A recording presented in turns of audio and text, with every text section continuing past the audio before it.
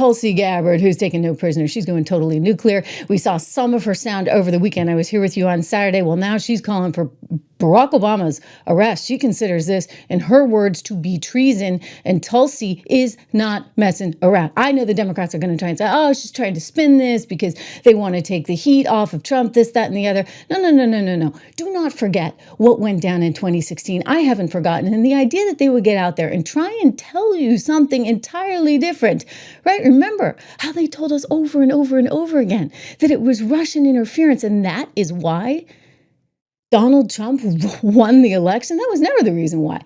That was all manufactured, and now we have the proof.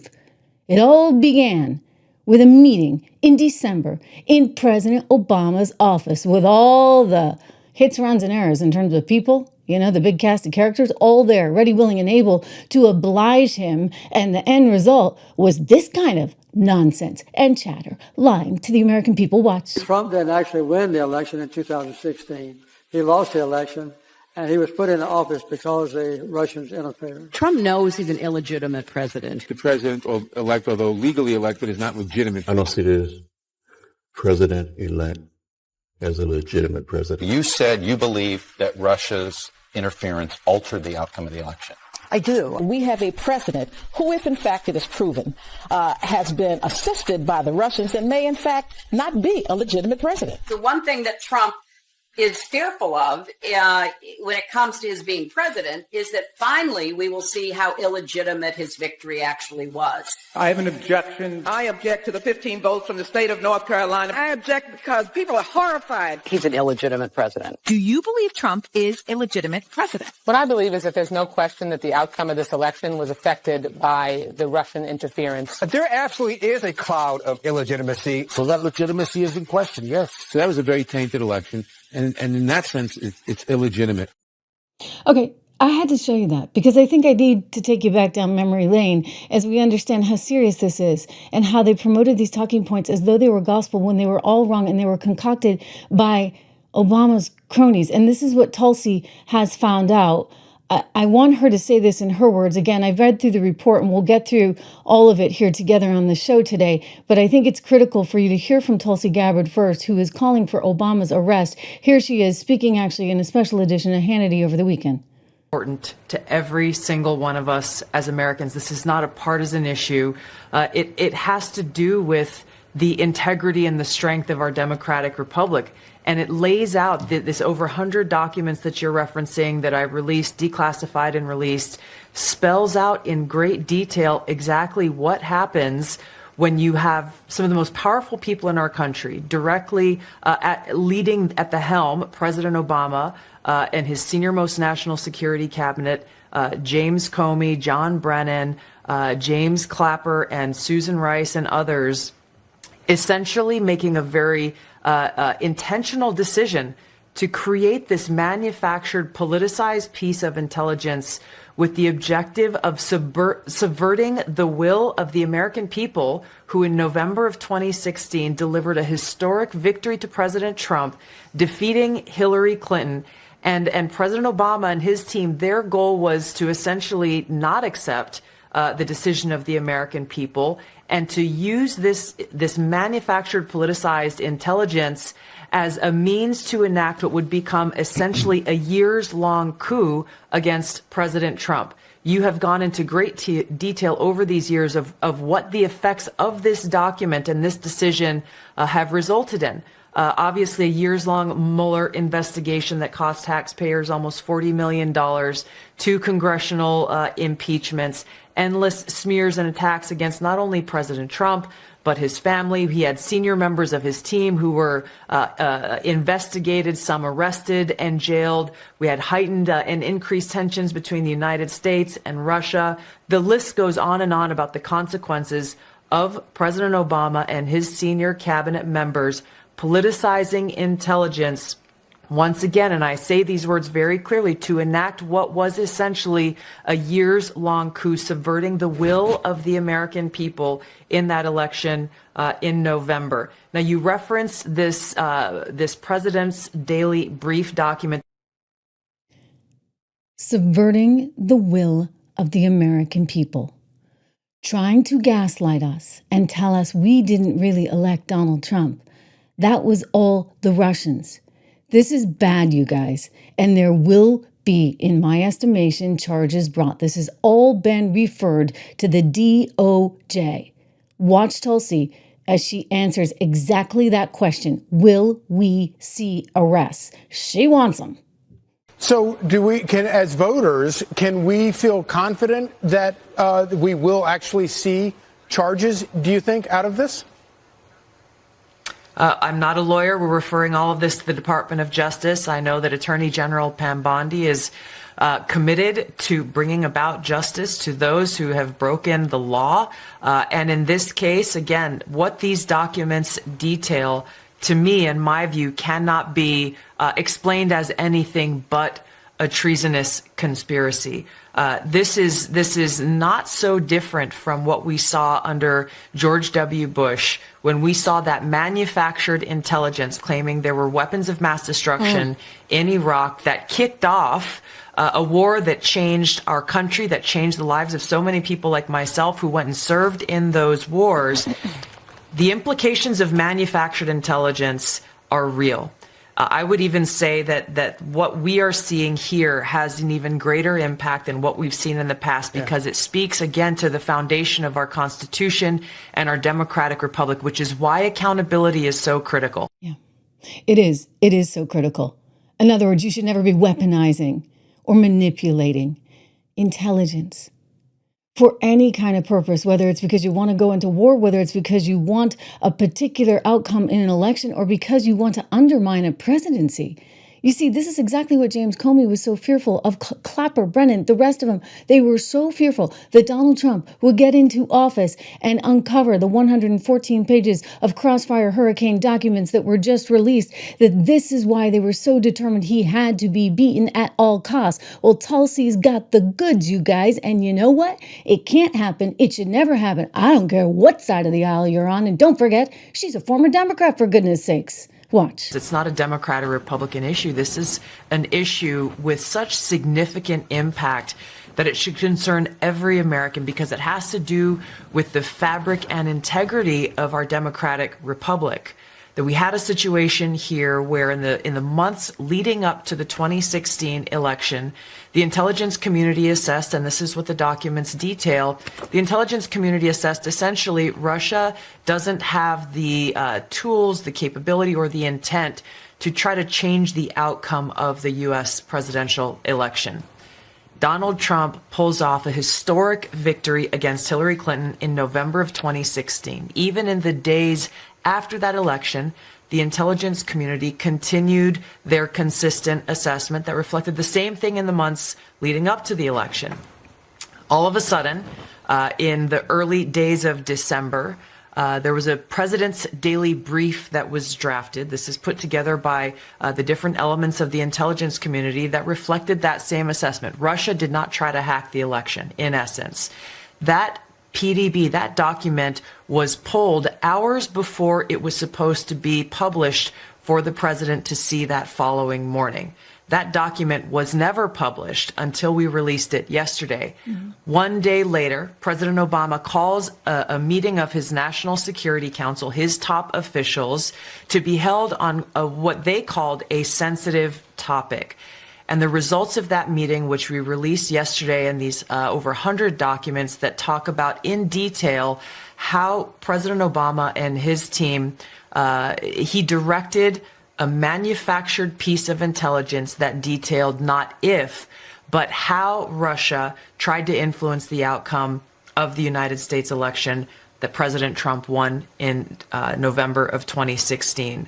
This document was then used as the foundation for everything that came next. It was essentially a years-long coup that was launched against President Trump before he even had the opportunity to take his oath of office and be sworn in as President of the United States. So, as you know, there was a Mueller investigation that went on for years, cost taxpayers nearly $40 million.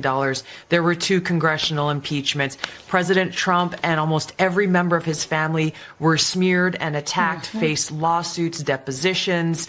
High-level officials were were investigated, some were arrested and put in jail. The list goes on and on about the ramifications of this, but foundational to it all was the fact that we had in President Obama and his leadership team people who did not want to accept the will of the American people in electing Donald Trump in 2016, and therefore cooked up this treasonous conspiracy to, again, try to effectively, and they did effectively, launch a years-long coup against the sitting president of the United States. Wow. Okay, like, guys, this is exactly what we suspected. It's exactly what we knew. And I know a lot of you were like, oh, nothing's going to happen, nothing's going to happen, nothing's going to happen. I think something's going to happen. I mean, you can't do this. We're looking at the documentation right now, and let me just walk you through some of this documentation, okay? It's really bad. So if you look at, for example, what came out, they had this meeting September 5th, 2016. So this would have been before the election. And basically, they had all this intelligence that suggested, yes, Russia was trying to mess with us, but Russia was not doing anything different than it normally does. And by the way, we do with them and everyone else. Like, this is how the game is played, okay? Hello. So Russia was trying to basically, they didn't care who won. They just wanted to divide and conquer, right? So they were trying to sort of stir the pot, so to speak, and they were trying to use normal intelligence ops and pressure, et cetera, in order to have people divided on one side or the other. And so this is what the assessment was by Obama and his team. An FBI official asked for a change in a draft of a potential ICA, Intelligence Community Association, on cyber threats. And they wrote on September 5th, 2016, the way it currently reads, it would indicate that we have a definitive information. It would indicate that we have definitive information that Russia does intend to disrupt our elections, and we are uncomfortable. This is the FBI, okay? We are uncomfortable making that assessment at this point. And then an unnamed official from the agency added, I sort of understood the emphasis to be on Russia probably not having the capability to influence the election. In other words, they weren't going to be ultimately able to break into the machines or do anything crazy like that. Then there was this December 7th, 2016 Clapper's office preparation that they had, this sort of memo that was going to go out to everyone. Now take a look at this. What they're saying here in the Clapper memo is that we assess that foreign advisories did not use cyber attacks on election structure to alter the U.S. presidential election outcome this year. And they go on to say we have no evidence of cyber manipulation of election infrastructure intended to alter results. Okay, so that's sort of them again saying there's really nothing there, guys. And all of a sudden the next day on December 8th, you have officials that had texts that read that they had prepared, Russian and criminal actors did not impact recent U.S. election results by conducting malicious cyber activities against election infrastructure. Now, the wording was scheduled apparently to be entered into a public report, but all of a sudden there was this confidential briefing that Barack Obama called on December 9th. Okay, so one day later. And Comey's FBI on the afternoon of the 8th, when they were going to release this thing saying, hey, nothing malicious happened, they all of a sudden withdrew and they said, no, we're not going to sign off on that. So that's a little weird, right? They said FBI is going to be drafting a dissent this afternoon. A bureau official is writing to them at 3:48 p.m. on the 8th. Please remove our seal and annotations of co-authorship. And then an hour later, you get an official from Clapper's office axing this notification for, quote, the time being, based on some new guidance that they're getting. We are going to push back. We're going to push back on the notification of the PDB, and it will not run tomorrow and is not likely to run next week. In other words, it would never run at all. It would never run because, you see, it was not in their interest. Here is the meeting that then took place. This would have been on December 9th. And just take a look. And this is all, again, declassified by Tulsi. And if you look at the list here, I mean, it's like a who's who. You get Susan Rice, who, by the way, after this meeting, drafted herself an email, sent herself an email saying over and over again, the president made it really clear he didn't want any kind of intelligence abuses. We were to use it totally like by the book stuff. It's like, lady, come on. Is that a CYA move or what? Okay, going down the list, you got John Kerry, you got Victoria Nuland. Why she's there, I don't know, but you know, Victoria with her Ukraine stuff. You got Loretta Lynch from Justice. You've got, look at this, Avril Haines. You've got Lisa Monaco there from the White House. You got Ben Rhodes. Remember with his little echo chamber? You just throw something out into the echo chamber and let it just reverberate, you know, ricochet off the walls, and everybody, all these reporters will start telling themselves the same thing. You had the FBI's Andrew McCabe. You've got James Clapper from DNI. You've got CIA's John Brennan, who was the one who helped concoct that ridiculous letter saying the Hunter Biden laptop was nothing but about a bunch of misinformation from the Russians. I mean, these people are bad. Like, this is bad. Bad. Forgive me. I'm in kind of cramped quarters here. Bad stuff. Okay? So the intelligence community is prepared to produce an assessment per the president's request.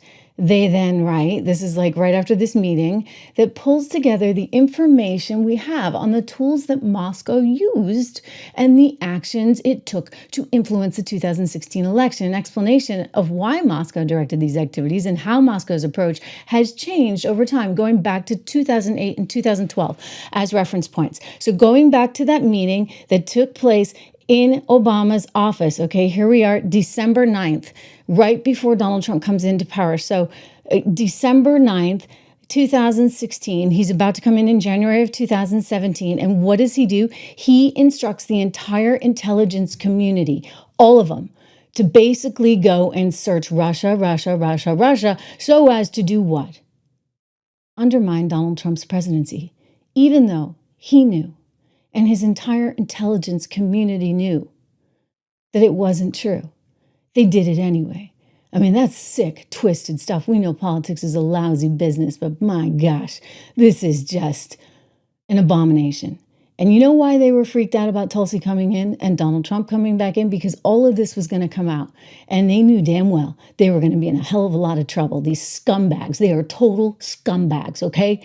And what they tried to do, gaslight America and tell you, no, you really didn't elect him. They should be ashamed. And Hillary Clinton, don't kid yourself, she's part of it as well. Hillary Clinton. Remember her on The View? Oh yeah, I do. Trying to justify why she didn't win the election that she should have clearly won. No, sorry, Hillary, everyone hated you. They still do. Here's Hillary on that horrible show that should be gone by now. There is no denying that the Russians interfered in the election. Right. Whether or not they had willing or unwitting help from the Trump team, they interfered, and they did so to help him and hurt me, and they did so to destabilize our democracy, and they have not stopped. I mean, there's been enough public testimony before Congress now by very distinguished, experienced intelligence professionals who all say the same thing. This is a clear and present danger to our country. Yeah. And I think it's important, and I would say this. If the roles were reversed, if I had won the Electoral College and I were in the White House and the intelligence services, I've served with them, I've worked with them, I've read their analysis, both on the Senate Armed Services Committee and as Secretary of State. You know, they don't always get it right, but these are patriotic, hardworking, dedicated men and women. And if they had come to me and told me, you know, we believe that this election was interfered with, we believe that it was influenced, and we believe they are still trying to get into our systems, I would have stopped at nothing. I would have stood up and in front of the country said, even if it advantaged me, I am not going to rest until we know exactly what happened and make sure it never happened.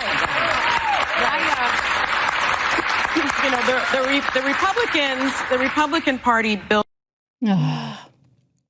Scott Cullen, I saw your comment.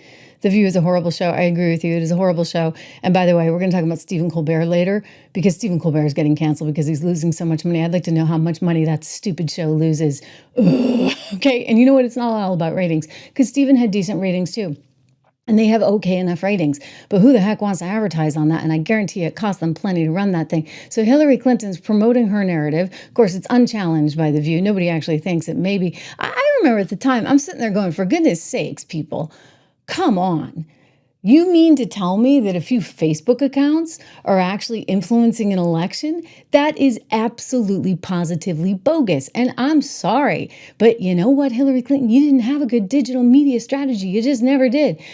Biden, you don't even know how to be on X or Twitter.